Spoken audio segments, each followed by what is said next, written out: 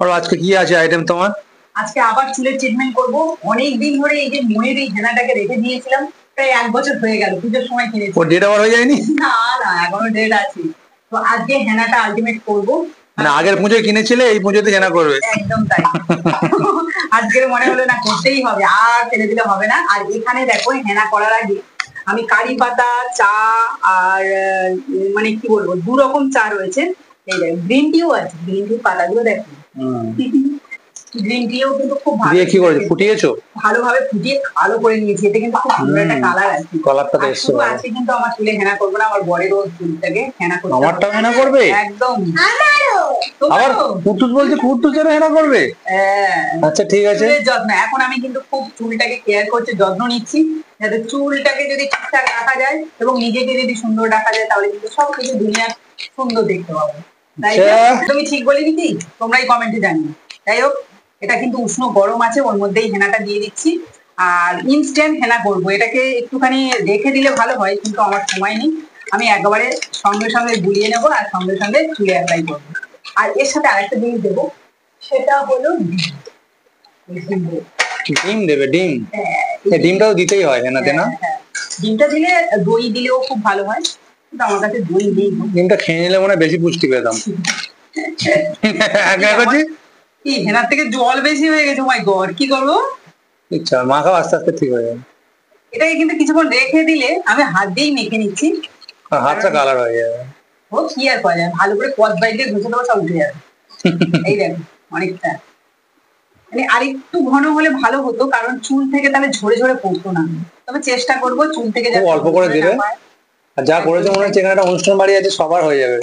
চুলটাকে কালকে কিন্তু আমি তেল দিয়ে রেখেছিলাম, ভালো করে চুলে তেল দিয়ে ম্যাসাজ করেও রেখেছি, বরকে দিয়ে ম্যাসাজটা করিয়েছিলাম। আর আজকে এই চুলেই তেলটা দেখবো, এই চুলেই কিন্তু হেনাটা করবো।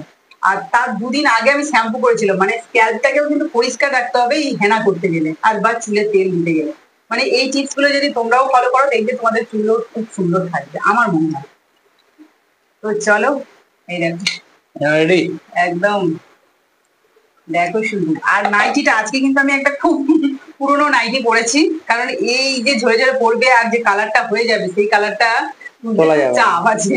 সেজন্য পুরোনো নাইটি বা পুরোনো কোনো জামা কাপড় পরলেই খুব ভালো হয়। স্মুথ ভাবে তৈরি করে নিয়েছি, এবার এটাকে চুলে লাগিয়ে নিই। চলো এই দেখ, এবারটা লাগিয়ে দিলে খুব ভালো হয়, কিন্তু আমার লোক নেই, সহযোগিতা করার লোক নেই। ক্যামেরাম্যান আছে, আমার পছন্দ থাকবে। একদমই তাই, আর একটু পাতলা হয়েছে, এতে করে কিন্তু স্ক্যাল্পটাই ভালো যাবে।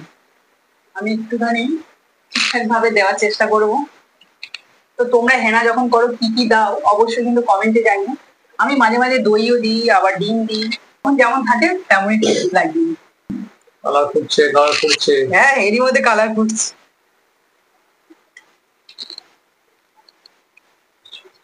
পাপা, তুমি দেবে তাহলে তো?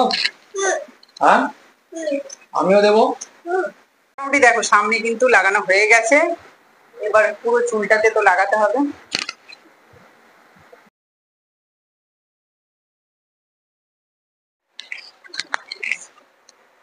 কত বাকি?